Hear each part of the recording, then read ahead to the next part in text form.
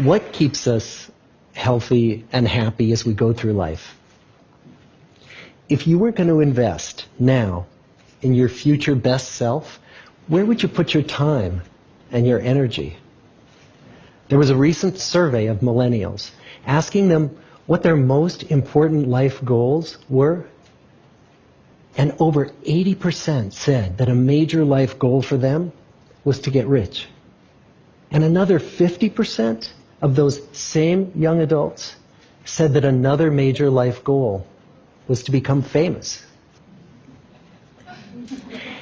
And we're constantly told to lean into work, to push harder and achieve more. We're given the impression that these are the things that we need to go after in order to have a good life. Pictures of entire lives, of the choices that people make and how those choices work out for them, those pictures are almost impossible to get. Most of what we know about human life, we know from asking people to remember the past. And as we know, hindsight is anything but 20/20. We forget vast amounts of what happens to us in life, and sometimes memory is downright creative. But what if we could watch entire lives as they unfold through time? What if we could study people from the time that they were teenagers all the way into old age to see what really keeps people happy and healthy? We did that. The Harvard study of adult development may be the longest study of adult life that's ever been done. For 75 years, we've tracked the lives of 724 men. Year after year, asking about their work, their home lives, their health, and of course asking all along the way without knowing how their life stories were going to turn out. Studies like this are exceedingly rare. Almost all projects of this kind fall apart within a decade because too many people drop out of the study, or funding for the research dries up, or the researchers get distracted, or they die, and nobody moves the ball further down the field. But through a combination of luck and the persistence of several generations of researchers, this study has survived. About 60 of our original 724 men are still alive, still participating in the study, most of them in their 90s. And we are now beginning to study the more than 2,000 children of these men. And I'm the fourth director of the study. Since 1938, we've tracked the lives of two groups of men. The first group started in the study when they were sophomores at Harvard College. They all finished college during World War II, and then most went off to serve in the war. And the second group that we've followed was a group of boys from Boston's poorest neighborhoods. Boys who were chosen for the study specifically because they were from some of the most troubled and disadvantaged families in the Boston of the 1930s. Most lived in tenements, many without hot and cold running water. When they entered the study, all of these teenagers were interviewed, they were given medical exams. We went to their homes and we interviewed their parents. And then these teenagers grew up into adults who entered all walks of life. They became factory workers and lawyers and bricklayers and doctors.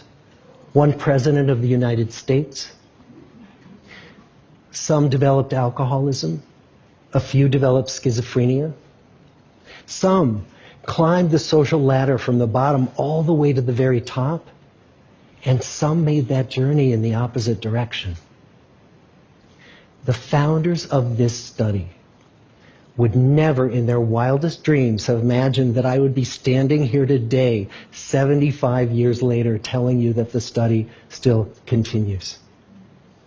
Every 2 years, our patient and dedicated research staff calls up our men and asks them if we can send them yet one more set of questions about their lives. Many of the inner city Boston men ask us, "Why do you keep wanting to study me? My life just isn't that interesting." The Harvard men never asked that question.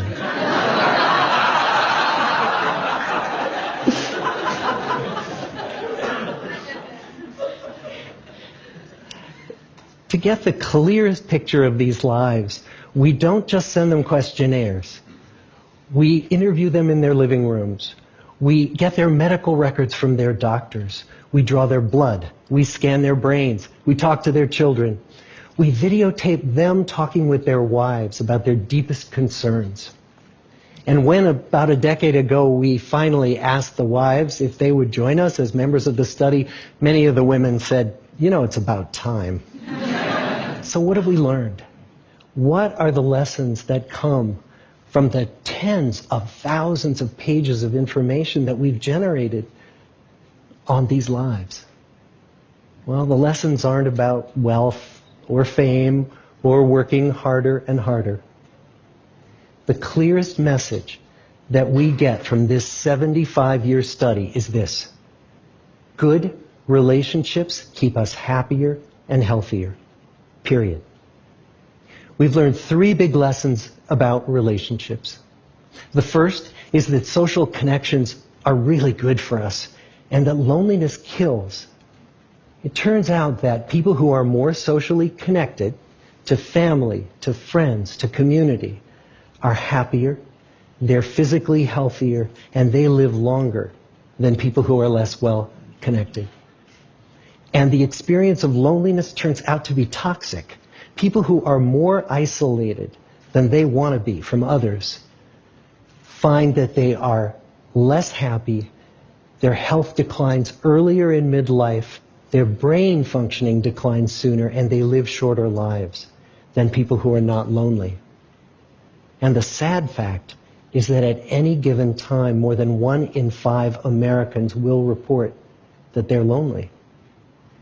And we know that you can be lonely in a crowd and you can be lonely in a marriage. So the second big lesson that we learned is that it's not just the number of friends you have, and it's not whether or not you're in a committed relationship, but it's the quality of your close relationships that matters. It turns out that living in the midst of conflict is really bad for our health. High conflict marriages, for example, without much affection, turn out to be very bad for our health, perhaps worse than getting divorced. And living in the midst of good, warm relationships is protective. Once we had followed our men all the way into their 80s, we wanted to look back at them at midlife and to see if we could predict who was going to grow into a happy, healthy octogenarian and who wasn't. And when we gathered together everything we knew about them at age 50, it wasn't their middle-aged cholesterol levels that predicted how they were going to grow old. It was how satisfied they were in their relationships. The people who were the most satisfied in their relationships at age 50 were the healthiest at age 80. And good, close relationships seem to buffer us from some of the slings and arrows of getting old. Our most happily partnered men and women reported in their 80s that on the days when they had more physical pain, their moods stayed just as happy. But the people who were in unhappy relationships, on the days when they reported more physical pain, it was magnified by more emotional pain. And the third big lesson that we learn about relationships and our health is that good relationships don't just protect our bodies, they protect our brains. It turns out that being in a securely attached relationship to another person in your 80s is protective. That the people who are in relationships where they really feel they can count on the other person in times of need, those people's memories stay sharper longer. And the people in relationships where they feel they really can't count on the other one, those are the people who experience earlier memory decline. And those good relationships, they don't have to be smooth all the time. Some of our octogenarian couples could bicker with each other day in and day out. But as long as they felt that they could really count on the other when the going got tough, those arguments didn't take a toll on their memories. So, this message that good, close relationships are good for our health and well-being, this is wisdom that's as old as the hills. Why is this so hard to get and so easy to ignore? Well, we're human. What we'd really like is a quick fix, something we can get that'll make our lives good and keep them that way. Relationships are messy and they're complicated, and the hard work of tending to family and friends, it's not sexy or glamorous. It's also lifelong. It never ends. The people in our 75-year study who were the happiest in retirement were the people who had actively worked to replace workmates with new playmates. Just like the millennials in that recent survey, many of our men, when they were starting out as young adults, really believed that fame and wealth and high achievement were what they needed to go after to have a good life. But over and over these 75 years, our study has shown that the people who fared the best were the people who leaned into relationships with family, with friends, with community. So what about you? Let's say you're 25, or you're 40, or you're 60. What might leaning into relationships even look like? Well, the possibilities are practically endless. It might be something as simple as replacing screen time with people time, or livening up a stale relationship by doing something new together, long walks or date nights, or reaching out to that family member who you haven't spoken to in years, because those all too common family feuds take a terrible toll on the people who hold the grudges. I'd like to close with a quote from Mark Twain. More than a century ago, he was looking back on his life, and he wrote this: "There isn't time, so brief is life, for bickerings, apologies, heartburnings, callings to account. There is only time for loving, and but an instant, so to speak, for that. The good life is built with good relationships." Thank you.